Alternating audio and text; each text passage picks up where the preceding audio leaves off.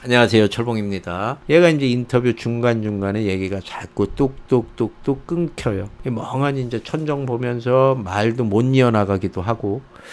형님, 이거 뭐 고생이라고 할 건 없는데, 진짜 형님한테 말씀드리는 거는 제가 고생했던 거 진짜 10%도 얘기 안 하는 거예요. 청도권 말고 또 중국, 어디 한국 사람 단 한 명도 없는 데로 도망갔던 썰도 있거든요. 나중에 물어오겠습니다. 옛날 생각이 너무너무 많이 나서 지금도 그때 생각하면 뭐 몸이 아프대요. 형님, 하루에 5만 원만 내 손에 있으면은 너무너무 행복하고 이 세상이 정말 내 거 같다는 생각 해본 적 있으세요? 진짜로 단돈 5만 원. 그때 5만 원권 없을 때고 만 원짜리 5장. 하루에 10만 원이 제 손에 쥐어지면은요, 정말 너무너무 행복했습니다. 그 망가졌던 어느 해 추석인데 이제 30대 중반일 때예요. 집안 거덜내 놓고 빈손으로 집에는 못 들어가겠고, 신랑이 돈을 안 갖다 주는데 애는 어떻게 키웁니까? 나 못 살아. 그리고 애들 데리고 나가버렸어요. 돈이 없어서 이혼을 했어요. 그러면서 이제 이혼하고 숙식 노가다 따라다니던 시절이었대요. 다들 추석이라고 그 노가다꾼들 1년에 2번 있는 명절 간조 받아갖고 추석이라고 가는데 오야지가 돈이 없어.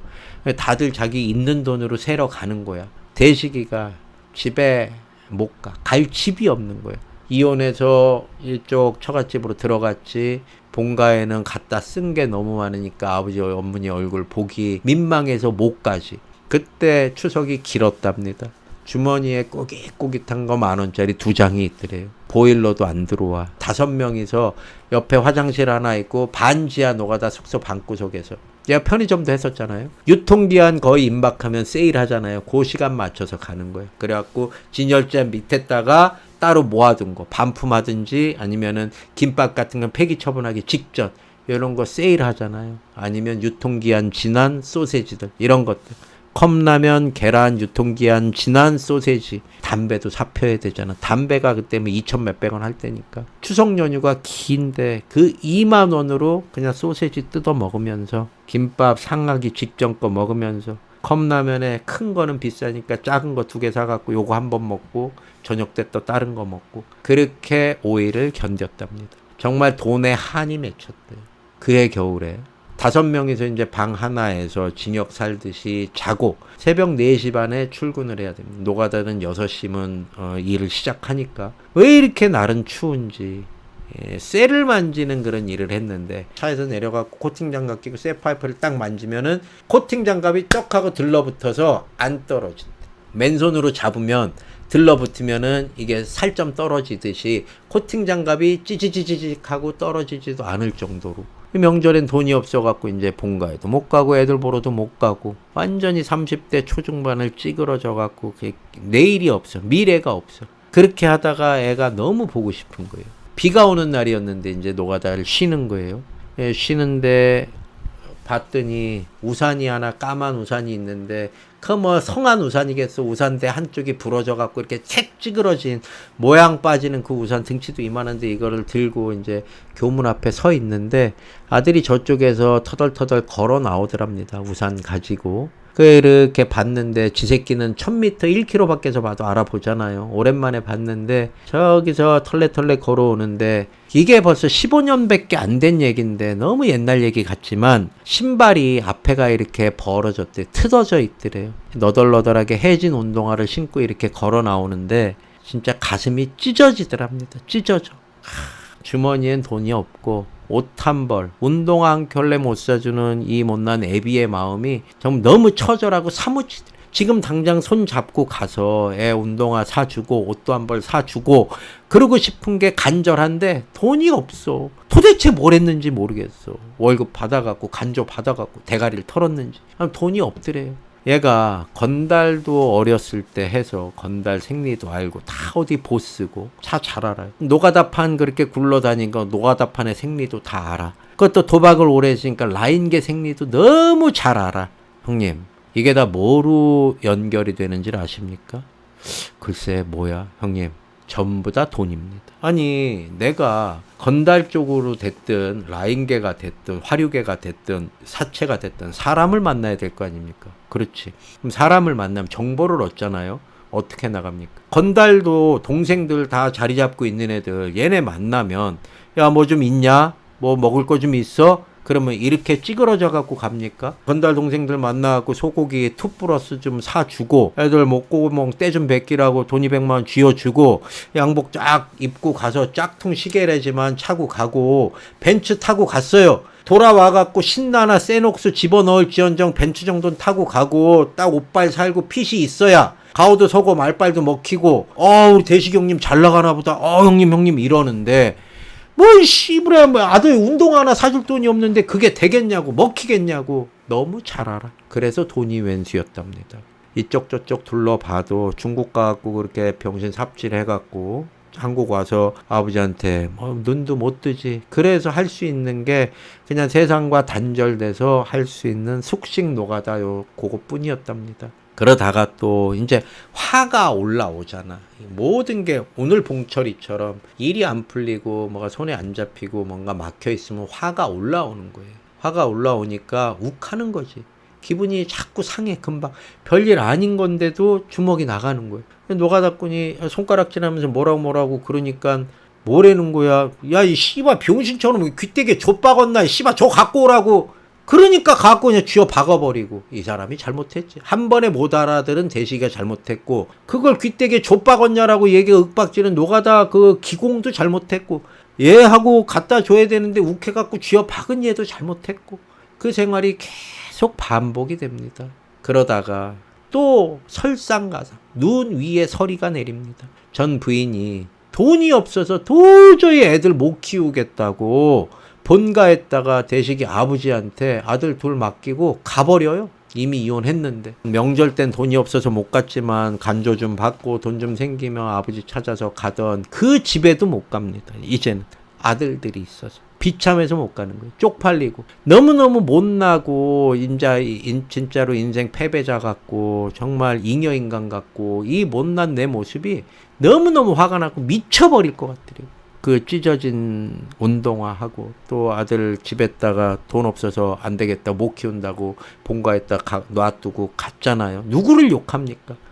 그때 얘가 큰 충격을 받고 하나 결심을 합니다. 야 내가 진짜 이거는 아니다 싶어갖고 노가다를 띱니다. 제일 먼저 빼는 게 있어요. 월급을 받으면. 그래 봐야 300, 250 이때는 임금도 쌌을 땐가 봐요. 그때서부터 노가다 해서 받잖아요. 양육비를 빼놔. 양육비를 제일 먼저 빼놓고 나머지 걸로 빚 갚고 그걸로 생활하고 담배 사고 그리고 또 짜투리 돈을 모아. 그거를 몇 달을 모읍니다. 몇 달을. 2달, 3달, 4달. 왜 모아?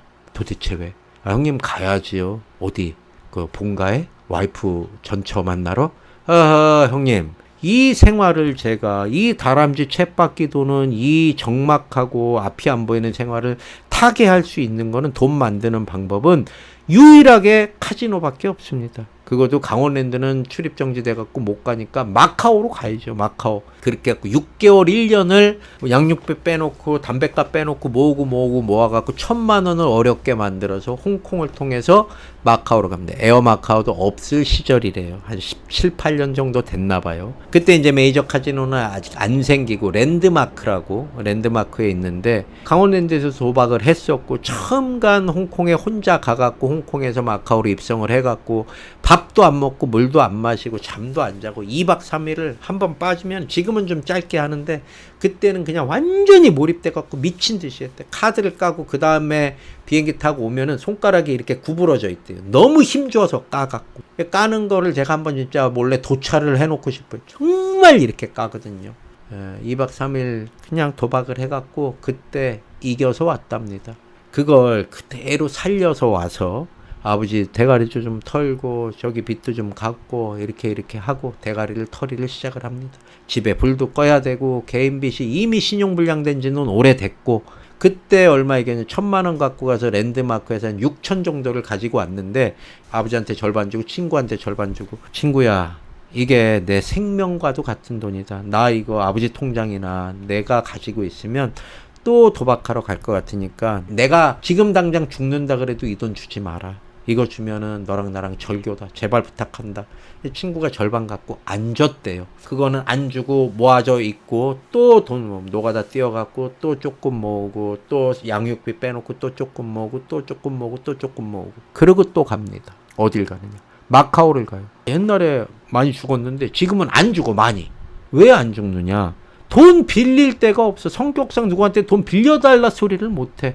그래서 가지고 간 돈이 내 전 재산이기도 하고 가용할 수 있는 모든 거를 그냥 싹 다 갖고 전 재산 갖고 도박하러 간 거야. 송옥생 공원에서도 노숙을 해보고 윈에서 리스보아 넘어가는 지하차도 있거든요. 거기 버스킹도 하고 그래요. 비 올 때는 눅눅하고 습해요. 겨울이면 엄청 따뜻합니다. 그 지하차도에서도 박스 깔고 자보고 마카오 공항에서도 노숙해보고 한두 번이 아니에요. 왜냐? 5만 불이고 7만 불이고 10만 불이고 이렇게 갖고 가요. 이게 전 재산이야. 비행기 표를 변경할 돈이 없는 거야. 그래서 무조건 일정대로 움직여야 돼. 2박 3일 에어마카오 나중에 생겼을 때 오전 비행기를 타고 갑니다. 하루 만에 오링이 돼요. 그러면 그냥 버티는 거야.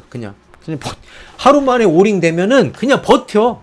어떻게 버티느냐? 송옥생공원 가고 콜라 주는 거 마시고 그 밑에 윈 지하차도에서 자고 그렇게 있다가 비행기 시간 맞춰서 들어오기도 하고. 제가 물어봤어요. 야, 아니 도박할 만큼 했을 때인데 왜 그렇게 마지막 남은 돈 100불까지 꼭 차비까지 굴국수값 하나 정도는 남겨놔야 되는 거 아니야? 왜 그렇게까지 끝까지 베팅을 하는 거야? 형님, 지금 하신 말씀은요, 도박꾼들, 우리 게이머들, 우리 중독자들을 무시하시는 말이에요.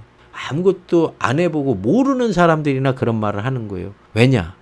형님, 전 재산을 들고 갔는데 낭떠러진데 100불 남기면 뭐합니까?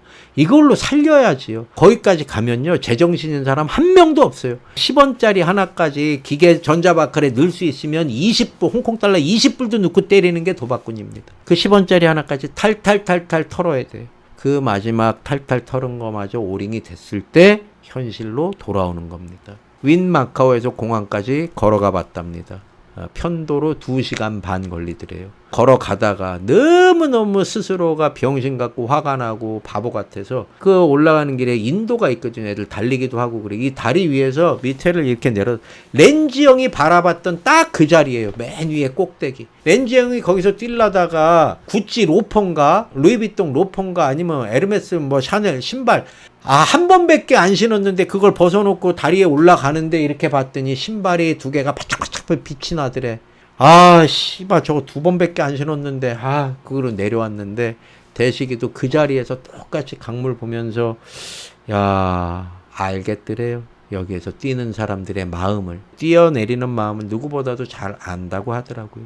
그렇게 이제 오링되고 털레털레 한국으로 돌아오는 비행기 안에서 터뷸런스가 있어갖고 좀 흔들리잖아요. 이대로 그냥 떨어져서 고통 없이 죽어버렸으면 좋겠다 라는 생각도 많이 했답니다. 형님, 그런데요, 누가 지려고 도박합니까? 형님은 지려고 해요?